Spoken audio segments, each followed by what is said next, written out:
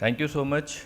Good afternoon to everyone in this hall, especially the organizers of this initiative, which is, I think, the third edition in Lucknow now.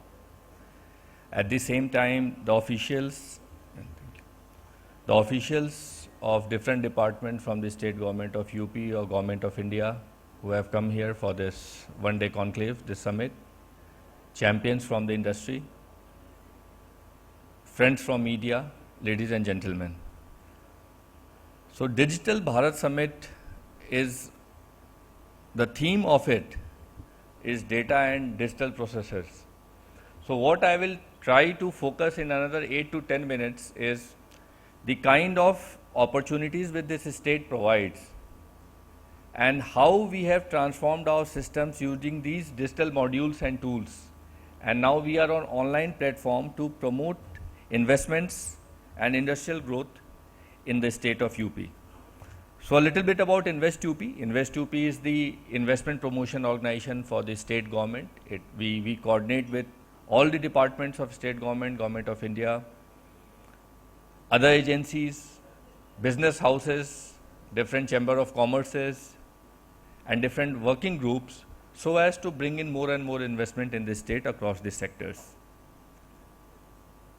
During this journey in past 3 to 4 years, few important achievements or few important milestones which we could achieve as a collaborative effort with the industry, with different departments, is that the state government conducted a very successful Global Investor Summit in February 2023. Subsequent to it, we had a first groundbreaking ceremony of that summit, that was GBC 4.0, in which more than 14,000 projects and worth with investment commitments of above 10 lakh crores, they have been grounded, different clearances, land and everything, and out of which more than 2 lakh crore has already begun their commercial production. So how this was achieved, a background to it, and then what kind of system services which we provide, I'll just present in a nutshell. So this is about the state. As we all know that it has the highest number of consumer base, and at the same time now we are number 2 in the country in terms of state GDP. Working population wise, 56% of a state's citizens, they fall in this category, which is a great opportunity for the state and for the nation as well. The GDP tune for the closing of FY24 is estimated to be around $310 billion of US dollars. And then state GDP growth has been above national average, and it has been in the last 2 to 3 years average has been above 13%. Last year it was 14%. So as we all know, I'll be skipping this slide. This is a factual thing. This is the kind of infrastructure. I am on physical infrastructure. Now I'll come to the digital infrastructure part where I'll be focusing more. So this is the kind of physical infrastructure which exists in the states and which is being planned in the future so as to provide more connectivity for goods and services together, to make them more export competitive and as well as to be more competitive within the country. So we have the largest network of expressways, as we all know. Now 11 airports are functional. Another 6 is in pipeline. Largest rail network, and inland waterway 1, which is from Haldia to Varanasi, it is operational. It is being extended till Prayagraj also. From Varanasi to Haldia port, it is functional. So that breaks the physical barrier that UP is a landlocked state in terms of connecting with the ports. Now I am coming to how we are promoting investor facilitation, and for investor not only means in manufacturing. We have a set of policies across sectors, and total number of our policies is more than 25. I'll show you the list also subsequently in my presentation. I'll talk about it as well. But how the architecture, what the architecture is, the digital architecture to provide all these facilitation and these services is this. So we have an end-to-end investment management system I'm calling it an investment management system because the process starts from filing of your intent, the MOU signing. From there, the journey begins. Different clearances all online through a single window portal, which is Nivesh Mitra, which I'll be showing. The first one is there, and I'm happy to share with you all that this is the largest single window portal in the country, in which more than 12.5 lakh services have already been granted since its inception in 2018. So in last 6 years, almost 1.3 million people, they had certain certificates, they had the business houses, they had their clearances and NOCs, so that has already been issued.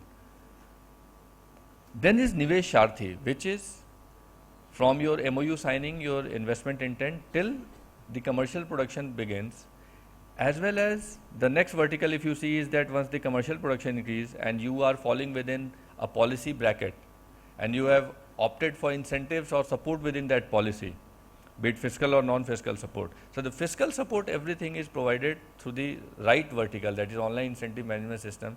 It is again an online platform, faceless system, in which the incentives, fiscal incentives, are credited directly to the accounts of the investor or the project.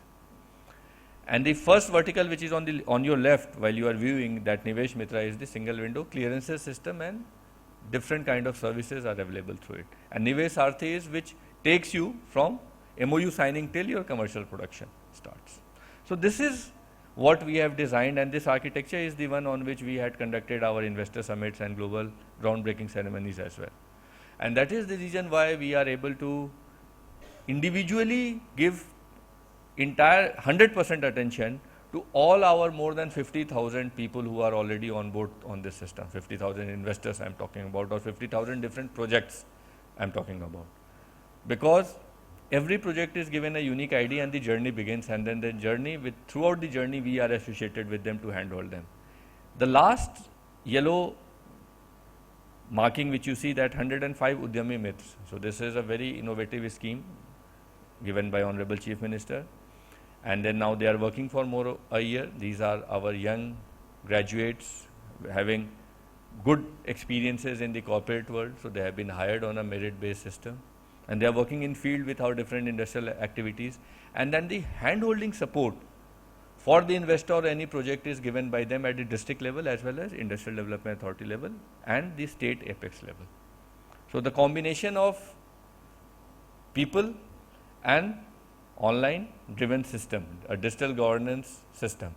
I am calling it a digital governance system, reason being there are different dashboards on which you can see the performances also, and this performance is not only visible to those who are facilitators, that is the department side or the investment agency side, but also to the investor. So where does his clearances lies, what are the queries, and he can also give his feedback on this. So through that we have evolved the system, and it is evolving with all the positive feedbacks which comes. So these are now the back work which we have already done in last 3 years. There are so many acts and rules which were redundant or which needed evolution. So those needed redundance, those who were redundant, they were done away with. Different rules or acts were decriminalized. I mean, the criminal provision of them were removed, done away with, and civil provision or fine provisions were introduced. Similarly, so many other compliances which were not needed, they have been done away with. So that is the kind of reforms which is, and this is a continuous process. We are in continuous touch with different chamber of commerces, different groups, different sectors, verticals, as well as in our government department and Government of India, DPIIT and Ministry of IT and other ministries, and we are taking it as a continuous process. And yeah, I'll just come back to the last slide. That is how you can see that UP, which was 8 to 9 years back, and the bottom list of all these indices, be it the good governance indices, ease of doing business, export preparedness indices, or the lead survey, now UP is in the top. Now, leveraging technology to deliver public services. So these are few examples which I had just quoted from different government departments and functioning, which has provided very easy and very friendly services without any hassle to the citizens or to our investors. So ease Sathi is there, as you all know that different IDs, pension voter IDs, they have been combined. Mine Mitra for the mining activities, mineral tagging, the trucks and all which are concerned, which are involved over there for transporting of this material. One family, one ID, UP Health System Sensing project is there, police citizen services.